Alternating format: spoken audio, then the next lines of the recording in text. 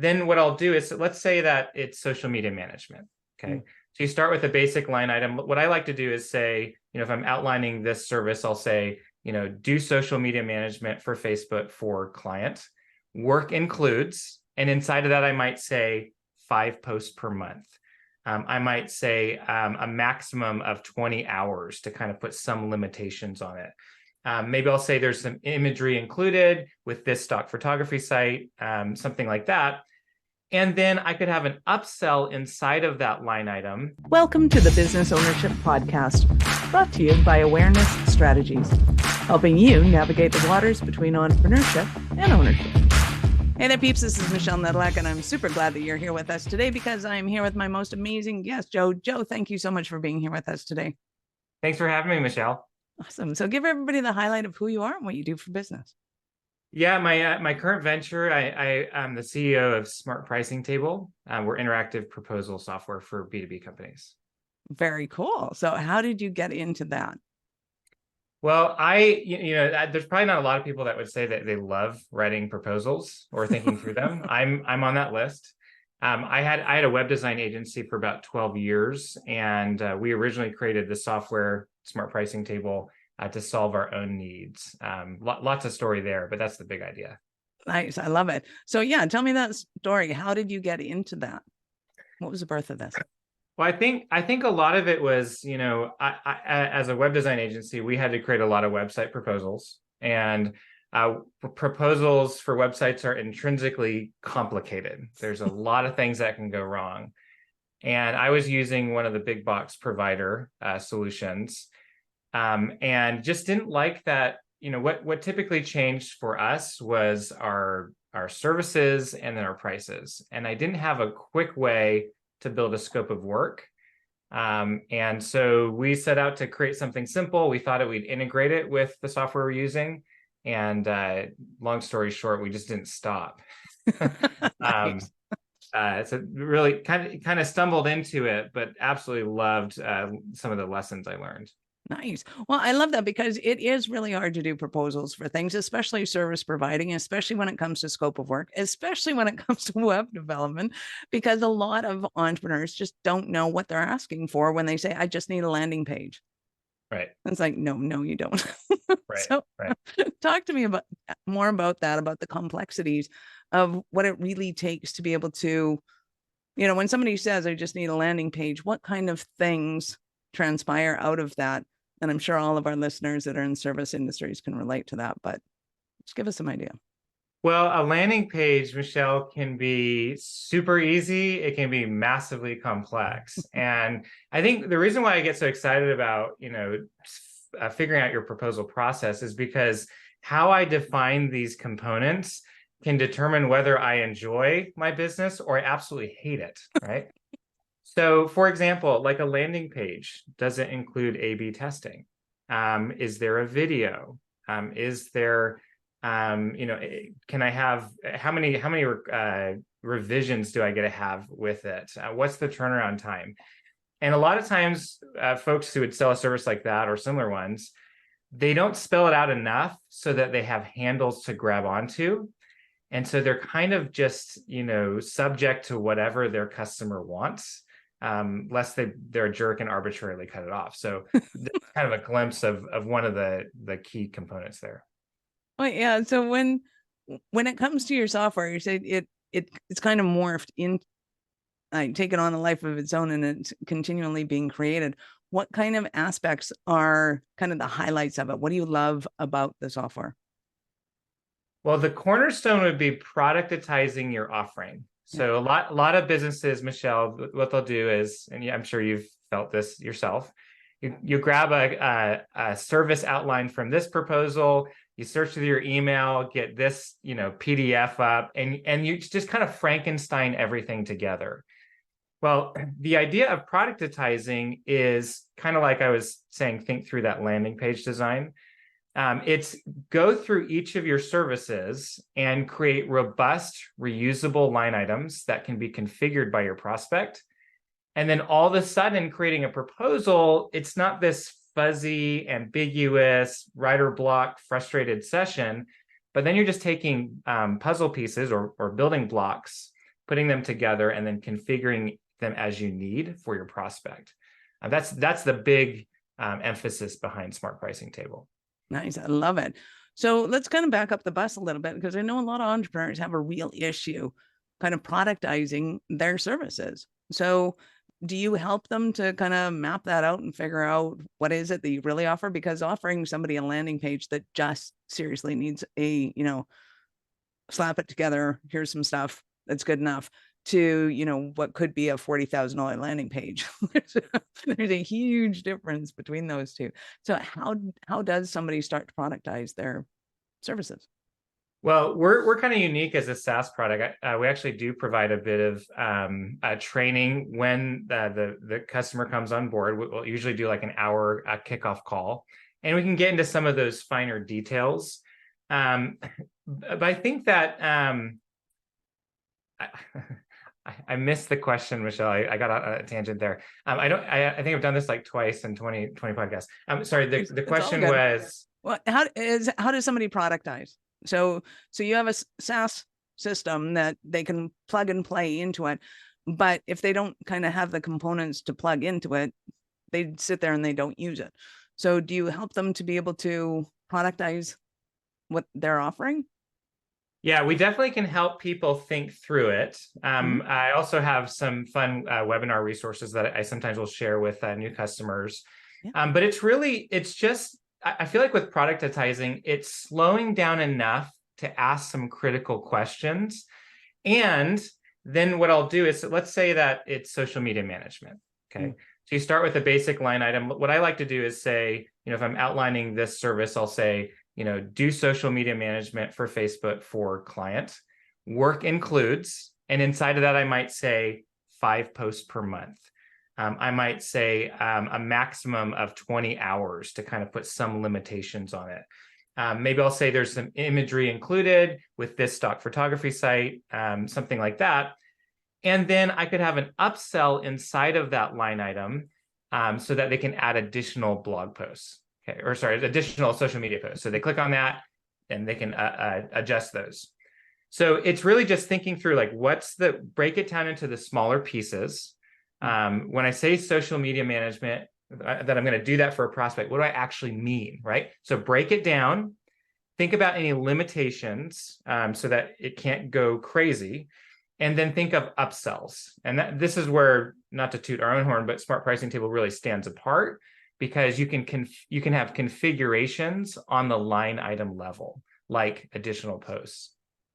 Nice, because I know, especially with a lot of, I guess, I don't want to say new people, but it could be a new salesperson that just doesn't understand kind of how scope creep can happen so easily with a product, to be able to see it and to see that there's already things itemized and outlined there that they go, oh, hey, I didn't know we should be doing that. I mean, this would have been invaluable to me as a tech company, being able to figure out what is it that somebody needs and what categories do they belong into, because you're not only looking at kind of what the value of the company is, but you're looking at the complexity of the business and what it is that they're asking you to do. Yeah. And for a lot of people, Michelle, when they do this for the first time, it's actually really rewarding, because they've never actually broken it down. I like this. There's a saying I love. If there's a mist in the pulpit, there's a fog in the congregation.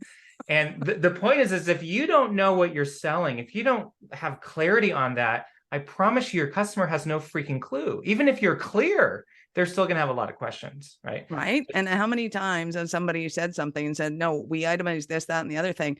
And then the client goes, well, you never said that. Well, right. I know I did. I say it every time. I like, what? Yeah. What? But to have it on a piece of paper and to go, okay, here's where it is. This is what you've signed. Yeah. It adds that level of clarity, because of course business owners are business owners, and they're busy doing the thing that they've got to get done. Remembering what you said in that appointment, they're probably hearing what they wanted to hear, right. or what they needed to hear in order to move forward. So and it's not their world. They're just not thinking about this all day like you are. Exactly. I think it's important to understand that kind of that empathy. And I know that right now it's super trendy, for a good reason, that you have to productize your services. people need to know what it is that they're buying and to what extent that kind of contributes to it. So obviously this becomes kind of a valuable investment in their business, but to your experience, how valuable is this that somebody has this kind of system in their business? There's a lot of benefits that kind of play out as you start to do it. And a lot of these come down to time saving, money savings. One of the biggest benefits is the ability to outsource your sales or proposal writing. Okay. Maybe you have a really technical product and you think I could never have a salesperson that, they tend to be not very technical, right? They're people. Right. And so there's a concern there. Well, as soon as you start to productize, and maybe you create a template with a bunch of different line items in it, well, they can maybe they tweak a little bit, but they're not having to come up with the base parameters, which is where all the risk is. Right. Then they send it to you, and you just approve it. Whoever's the decision maker approves it, but you still save tons of time. So that's a really big one. Another thing I'm a really big advocate of, Michelle, is continuous improvement when it comes to building your proposal system. Okay, so grabbing proposals from emails, starting from scratch, that's not a system. Think of your proposal system as a collection of templates and line items. Okay, and until you have an actual repository, a system, you can't make it better. So, here's a really good example. Let's say you're doing the landing page. We go back to the landing page example, and you made $15 an hour as an agency or a business, right? Well, if you have a system, you can go to it. Go to that line item in the library. Go to that template and ask the question, where did this happen? What was the thing that made it just fly to the moon with scope creep? Fix it, and you're always improving and making it a lot better. I love it. Well, and I think to me, the most valuable reason that you would have something like this in place is because of that exact reason, that in the end, it becomes a $15 an hour thing when you're paying somebody potentially $50 an hour to do it. And that's, you can't run a business that way. You can't oversell to compensate for that. It comes back to, there has to be a system in place. It has to be an effective system in place. And if you don't have one, then this can be your solution to that, because it chops it down into little pieces for you that you already know what somebody's going to be looking for when they're looking for this particular service. Right. And another huge one, Michelle, is talk about return. Like, why invest in creating a setup like this? Another one is upsells. My previous business, I actually saw our average price go up by about 40% after we started productizing. And part of it is because, if it's, 6 o'clock at night and I'm trying to finish a proposal, my family's downstairs, I'm late for dinner, I just want to get the friggin' thing out the door. Okay. But if I have line items that I can add really quickly, I might include some upsells that I wouldn't normally have done for lack of time. So for instance, maybe I used to be a web design agency owner, so I'm making a website proposal and I've got 5 minutes before I need to send it out, but I have a little section called additional items for consideration. And I put in there competitive audit, website backup, all these like 2 or 3 different things in there. And because I can add them so quickly from a library, all of a sudden, I have more potential money that I'm getting off the table. Absolutely. So once upon a time, there's kind of the triplicate of choice when it came to proposals. Do you still do that? Is there a better way to do it? Tell me what that looks like for you guys. You mean by that, like packages, like like you can have small, medium, and large, or yeah, I think they can still make sense depending on the business. One of the challenges is what if someone's in between? What if you've got a $2,000 a month package, a $5,000 a month package, and they've got a $3,000 budget? Well, you scared them with the 5K commitment, and you're leaving money on the table with the 2K. And so one idea with the package setup is you could have multiple line items for each package, but then you can configure those packages with upsell opportunities, so enrich them. And then you may find that your prospect, they can get to that 3K or that 3,500, even though 5K was still completely out of the question. Nice. I love it. So when it comes to your clientele, who is your ideal client, or is it a great fit for any business that does proposals? Our biggest customer base comes from, I'd say, marketing related agencies, web design, SEO companies, PPC, video, anything that's related to marketing. But it really fits for any professional service. So if there's repeatable things that you sell and there's patterns, typically it ends up being a great fit. We have financial sector, business consulting, other ones that lend itself well. I love it. So go in, and I'm assuming too that the salespeople are part of this process to be able to educate them on how the system works. And obviously they're the ones that usually do the proposals. However, it's usually also there's got to be this conversation with fulfillment. There's got to be this conversation with marketing as to what's on the table, what's going down. Like, I see this as a fundamental tool to be able to bring a business together to start having strong strategic conversations about what's working, what's not working. Why do we offer this thing? It's a pain in our butt to fulfill. Yeah, but everybody wants it. Like, all of those conversations can be brought to the table with this. Yeah, and that's one of the unexpected surprises, the unexpected benefits that you get from this. When you create a catalog, it's forcing you to think through, what do we sell? Like, what do we enjoy? Why do we keep selling this line item, this particular service, when we're not making any money? Let's cut that off, right? It's also a lot harder to get people on the same page if you don't have a repository. How can my project manager understand what we're selling if I don't have it written down somewhere? How can my sales guy know to add this line item if it's not defined anywhere in a system? I love it. So say the proposal's gone through, they bought, this is all great. Well, let's start with, if it's not all great, how does somebody what's the best way to follow up with somebody to be able to bring back kind of these items? Like, because I'm assuming that with this kind of documentation, it makes it easier for the sales guys to go back. Yeah. Well, this might be a good opportunity, Michelle, to talk about the proposal review meeting. Yeah. Can I go there? Yeah, absolutely. Let's hit that first. So the proposal review meeting is a tactic that we started doing at my old agency. I learned it from some guru coach guy. And here, how it basically works, and the idea here is cut down on back and forth, increase your close percentage, decrease your close cycle. Is, let's say Michelle, you reach out and you say, Joe, I'd like this marketing service. Well, I'd have a 30-minute sales discovery call or something like that with you. And at the end of the meeting, I say, well, Michelle, thanks so much for downloading all that information.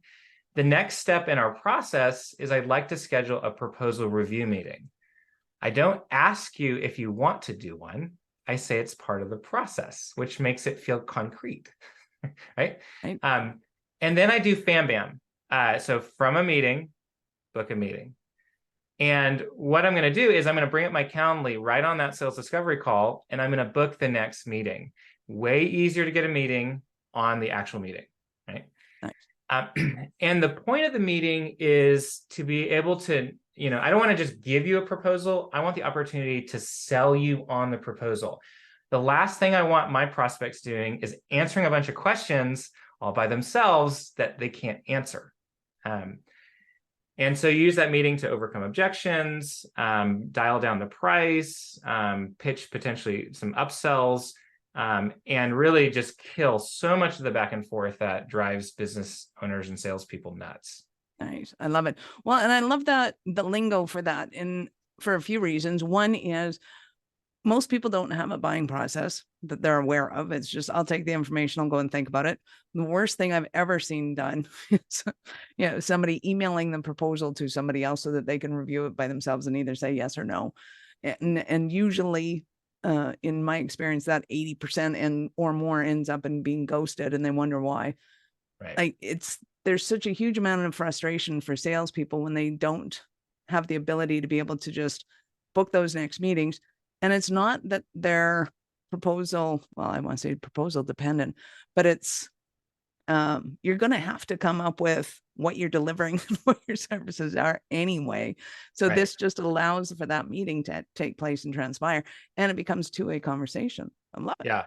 It also shows their cards, Michelle, because if they're not willing to give you another 20 minutes, one of the questions you have to ask is, how serious are you about me? Or do you just need 10 proposals to check a box? No, thank you. Right. And my nephew's going to do the work anyway. I just have to do this to get the funding. Exactly. And there's nothing worse than that. I love it. So when people are looking at this, are there kind of some kind of hints and tricks to be able to get people to go through that process a little more effectively than kind of the onesie twosie? I mean, what you've given us already is gold. And then where did they take it from there? Well, are you talking from the prospect or the salesperson? Well, let's go with the salesperson booking those appointments. So they go from the discovery call into our next step is the proposal section. They Right. go through that meeting with them. And are there kind of tips and tricks that you have to be able to kind of close right there and shorten Yeah. that sales cycle? Or For sure. I think, the one category is just the questions that you ask. So I always like asking questions like, who's the decision maker? Maybe you don't say it quite like that, but you're trying to figure out who's the decision maker.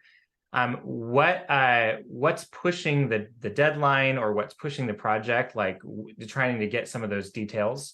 I like to ask what would happen if this project didn't happen. You've got a lot of different leads, and so you're trying to figure out how motivated is this prospect, how important is this project to their business. And then a really big one I like asking is just, what's your decision-making process like?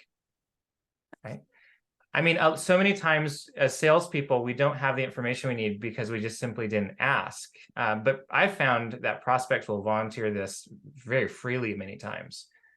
And so you're trying to get information as much as you can reasonably, so that you can sketch out a follow-up strategy and understand what it looks like on their side in making a decision. Nice, I love it. So when it comes to somebody working with you, what does that process usually look like? So when you're the when you're the salesperson, what does that process look like, and how they kind of help people figure out what this looks like? Will it work for them? All those kind of questions. Yeah, smartpricingtable.com is our website, and we give free demos. I'd say that's the big kind of aha moment where we can walk you through the software and even talk about some of your specific use cases. Maybe this seems really interesting, but you're curious, would it work for my business? Schedule a demo, because we'll answer some of those questions and really get into the specifics. And then for prospects, my prospects in this case, that are interested in using Smart Pricing Table, I kind of have an agency background, and so we're kind of agency / SaaS in a way. We like to do free kickoff calls where we'll give you best practices, help you think through. Maybe we'll do a line item or two together. When you start seeing your services clearly written out with upsells, it's really exciting. Right? That sounds awesome. Well, and I'm loving it more and more, because a lot of times I also see salespeople will go and have a meeting, and then they run away, and then they go and do a proposal, and then they come back. And that sounds very efficient, other than they have 20,000 things between the time that they met somebody and the time that they do the proposal. So they've forgotten, they've dropped it, their head's not in it, all that kind of fun stuff. The idea of being able to do this so quickly and so effectively that with your clients doing it, like there must be a lot of aha or just like eye-opening, jaw-dropping moments for the prospects to go, yeah, that's exactly what I want. Like they can see it right there.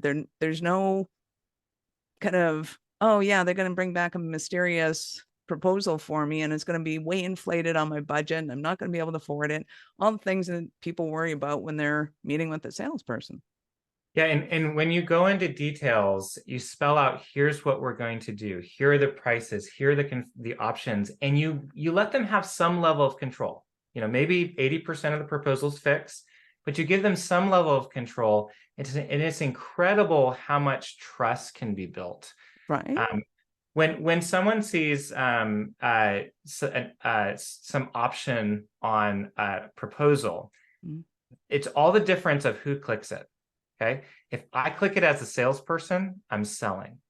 If they click it, maybe there's some FOMO going on. They're like, oh, we really need that. Let's figure it out. Let's turn it on. If they click it, then they own it. Right. And that is just huge. Is with securing additional budget, their ownership really takes it to the next level. Well, and there's this definitive action there of, okay, that's not in my budget. What do I want to take out? And I know I'm taking something out of my budget that's costing me. This is not just kind of, airy fairy or hither tither based on what the salesperson decides is, I'm going to be nice to you and give you a discount, or otherwise it's like, this costs you money. Right. This it's going to cost. And if you don't want it, that's fine, but you're not going to get it then. Yeah. And it's so much like, I hated giving discounts. It's so much easier. Like if you're sending over a fixed proposal, you're almost putting yourself in a corner to give a discount if the price is just a little bit too high. If you've got options, they can deselect, and maybe the price goes down a little bit more than you thought. But I like to say, I'd rather have 100% of a 20K budget than 0% at 25. Right. So that is a good line. I love it. So let's go over this again, because I know our audience is going to want more from you. How do they start? How do they get that demo? How do they start with you? yeah, well, if you want to see some sample proposals, just head over to Smart Pricing Table. We have a sample proposals link right on there. And as I mentioned, we have a demo. It's all free. If tire kicking is totally fine. And we also have a free guide called the Profitable Proposal Blueprint. It builds on some of the things I've talked about with you today, Michelle. And again, that's free as well. And then I'm pretty big on LinkedIn too. You can search for Joe Ardeeser. I'm sure that'll probably be in the show notes. We will, of course, have all of Joe's links in the show notes. So go ahead and click over on those, open them up in a new browser, because we're not done yet. Because this, to me, looks fascinating. And God, I wish you were around about 6 months ago.